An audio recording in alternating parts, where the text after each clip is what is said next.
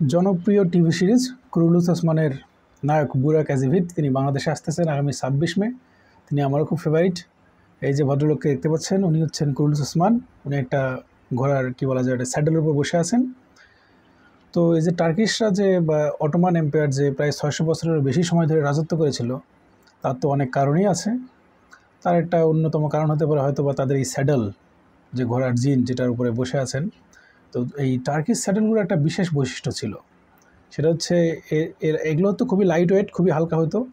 আর এদের গরমটা এমন ছিল যে বসলে ঘোড়ার পিঠের উপরে ওয়েট না পড়ে দুই পাশে ওয়েট পড়তো, তাতে ঘোড়ার জন্য ছুটতে খুব সুবিধা হতো। আরেকটা বৈশিষ্ট্য ছিল এই যে স্যাডেলের সামনে এবং পিছনের দিকে উঁচু অংশ, একটা বলে পমেল আর একটা বলে ক্যান্টেল, এগুলো বেশ উঁচু ছিল, যেটা ওই ঘোড় সওয়ারকে শক্ত করে বসে থাকতে মানে সাহায্য করতো, সহজে পড়ে যেত না। তো এই যে স্যাডেলটা, এই টার্কিশ স্যাডেল অন্যান্য স্যাডেলের থেকে একটু আলাদা ছিল।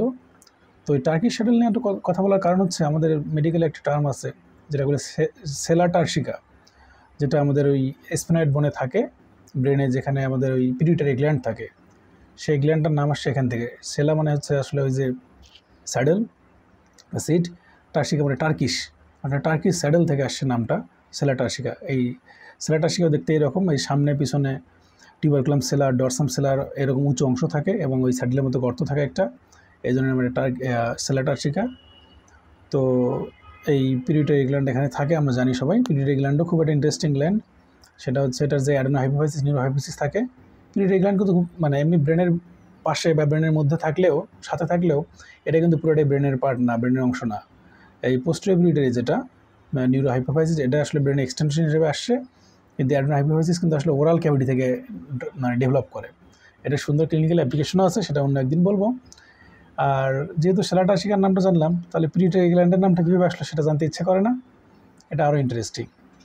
এক ভদ্রলোক, সেই সময় গ্রিক এক ভদ্রলোক, হিপোক্রেট অফ কস বা কিছুটা নাম, তো তিনি ভাবতেন যে নাক দিয়ে যে সর্দি পড়ে বা মিউকাস সেক্রেশন হয়, এগুলো আসলে ব্রেনের তরলটা মানে সিএসএফ যে ফ্লুইড, সেটার নিঃসরণ, সেগুলো আসলে নাক দিয়ে পড়ে, মানে ব্রেন গুলে নাক দিয়ে পড়ে। আমরা অনেক সময় মজা করে বলি, এরকম উনি ভাবতেন আর কি। ওই মিউকাস বা পিটুইটা, ল্যাটিন শব্দ পিটুইটা অর্থ মিউকাস, তো উনি ভাবতেন যে ওই গ্ল্যান্ড থেকে এগুলো সিক্রেশনে আসে, এই জন্য এটার নাম পিটুইটারি গ্ল্যান্ড। Thank you.